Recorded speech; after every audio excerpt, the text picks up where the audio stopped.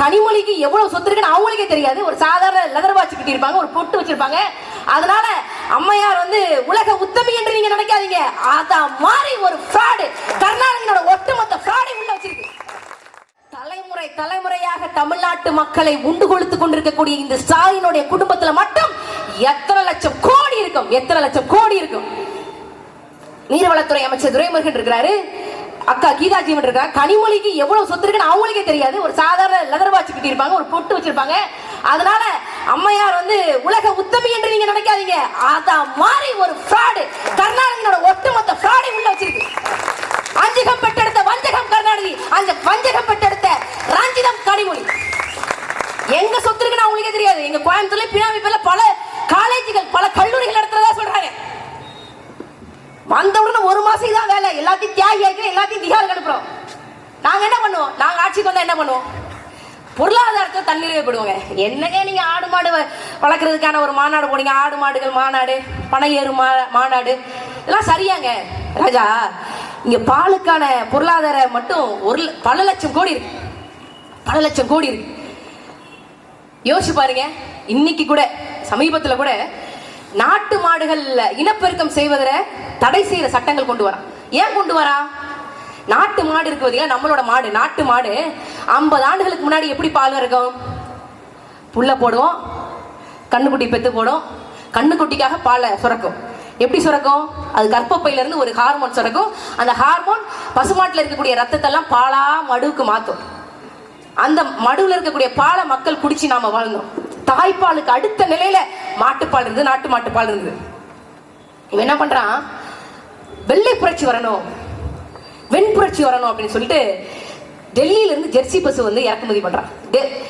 டெல்லியில இருந்து இல்ல, ஐரோப்பியால இருந்து ஜெர்சி பசு வந்து இறக்குமதி செய்யறான். அதுக்கு பேர் தான் டெல்லி ஜெர்சி பசு அப்படின்னு. அதுக்கு என்ன பண்ணும்? அது வந்து இனப்பெருக்கெல்லாம் செய்யாது. சாதாரண இனப்பெருக்கம், இயற்கையா இனப்பெருக்கம் செய்யும்ல மாடு, அது செய்யாது.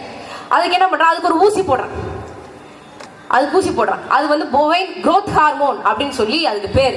அந்த growth ஹார்மோன் போட்டா என்ன ஆகுது அப்படின்னா, ஜெர்சி பசுக்கு வந்து சதை வந்து பெருத்துருது. அந்த சதை ரத்தமா மாறி அந்த ரத்தம் வந்து மடுவுக்கு வரும்போது பாலா மாறுது. அதனாலதான் ஜெர்சி பசு மாட்டு பாலை குடிச்ச நாம எல்லாம் என்ன நோய் வருதுன்னு தெரியல. ஏற்கனவே நம்ம இங்க இருக்கக்கூடிய விஞ்ஞானிகள் டென்மார்க்கு போய் இந்த மாதிரி அந்த ஜெர்சி பசுவெல்லாம் இறக்குமதி செய்யக்கூடாதுங்க, அங்க உள்ள பெண்கள் மிக குறைந்த வயதுல வந்து வயசுக்கு வந்துடுறாங்க, குழந்தைகள்லாம் சிறிய வயதுல வயசுக்கு வந்துடுறாங்க, பெண்களுக்கு வந்து கர்ப்பப்பை பிரச்சனை இருக்கு அப்படின்னு சொல்லி அறிக்கை கொடுத்ததுக்கு அப்புறம் இந்த அரசாங்கம், இந்த காங்கிரஸ் அரசாங்கம் என்ன பண்ணுது? மத்தியில் ஆளக்கூடிய கட்சிகள், அங்க இருக்கக்கூடிய அதிகாரிகள் என்ன பண்றாங்க? ஜெர்சி பசு இறக்குமதி பண்றாங்க. இன்னைக்கு வந்து எல்லார் வீட்டிலும் ஏதோ அக்காவுக்கா இருக்கட்டும், தங்கச்சிக்கா இருக்கட்டும், அத்தைக்கா இருக்கட்டும், மாமியாருக்கா இருக்கட்டும், அம்மாவுக்கா இருக்கட்டும், இல்ல பாட்டிக்காக இருக்கட்டும், யாரோ ஒருத்தர் உங்க வீட்டுல ஒரு பெண் வந்து கர்ப்பப்பையை இழந்திருப்பாங்க.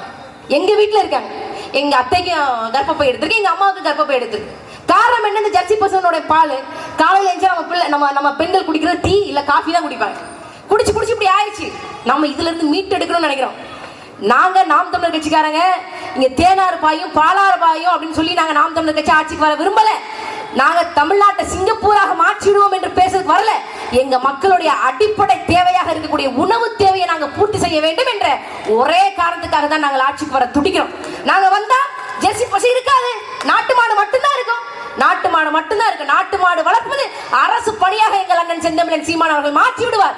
மாட்டுக்கு ஊசி போடக்கூடிய மாட்டாஸ்பத்திரி டாக்டர் அரசு ஊழியராக இருக்கும்போது மக்களுக்கு பாலையின் வழங்கக்கூடிய ஆடு மாடு மேய்ப்பவர்கள் அரசு ஊழியராக இருக்கக்கூடாதா? மாறக்கூடாதா? இந்த தேவை இருக்குல்ல, இதை செய்யணும்ல, நாம இதை செய்யணும்ல. மிக என்னங்க வெறும் விவசாயத்தை வச்சு என்னங்க பண்ணுவீங்க? நான் யாரையா சொன்னா நான் விவசாயத்தை மட்டும் வச்சுதான் பொழப்பு நடக்கும் அப்படின்னு.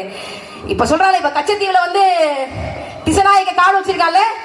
இதுதான் இலங்கை கடைசியாக கச்சத்தீவில் கால் வைப்பது என்று நாம் தமிழர் கட்சிக்காரங்க நாங்க சொல்றோம்.